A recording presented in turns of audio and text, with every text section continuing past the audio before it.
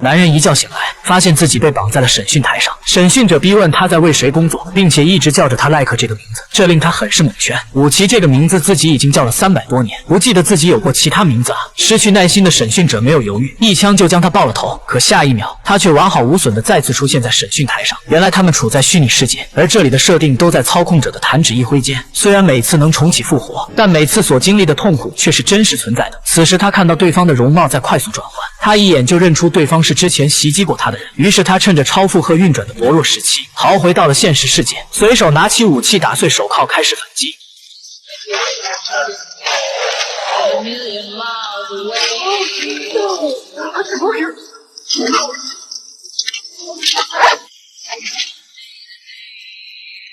仅仅几秒钟，所有小塔拉咪就被团灭了。临走前，他还不忘带走审讯者的皮质盘。回到旅馆，他很快就捋顺出了答案。审讯者所说的赖可，应该就是这具身体的原主人吧？而女警安娜无缘无故的接近自己，其中也必定有她的原因。于是武奇用刀顶住自己的肉身，逼迫安娜说出真相。其实这副身体的原主人的确是叫赖可，而且是名警察，同时也是安娜的未婚夫。之前在办案中被人诬陷，因此失去了身体。然后这具身体又被富豪指定给了武奇，替他调查自己被谋杀的案子。很明显，赖克的诬陷案富豪是脱不了干系的。随后武奇去了云中府邸找富豪对峙，恰好富豪不在，是富婆接待的他。富婆出双倍的价钱，让武奇停止追查富豪被杀的案子，结果被武奇一口回绝。没办法，富婆说出了原因，案发当晚是富豪自己扣动了扳机自杀的，甚至当天他也没有去日本谈生意，而是去了地下格斗场看比赛。武奇在格斗场的监控录像里，果真看到富豪酒后在和人打架。那当天去日本谈生意的又是谁呢？根据这一线索，武奇和安娜很快就找到了冒充的人，那正是富豪的儿子。在他的密室里找到了富豪的克隆肉身。富豪的遗嘱是，如果自己意外死亡，那么亲属将1分钱遗产都分不到。但假设儿子杀了老子，在冒充卡活着，那遗嘱就不是问题了。武奇将查到的东西告诉了富豪。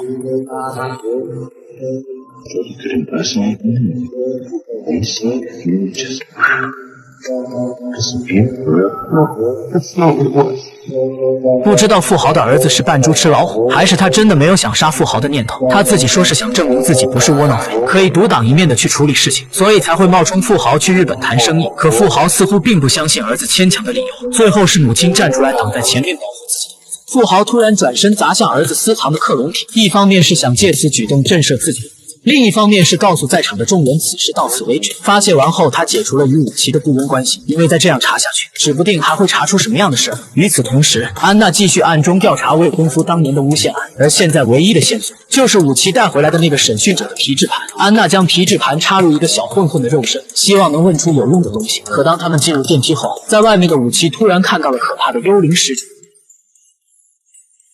我追着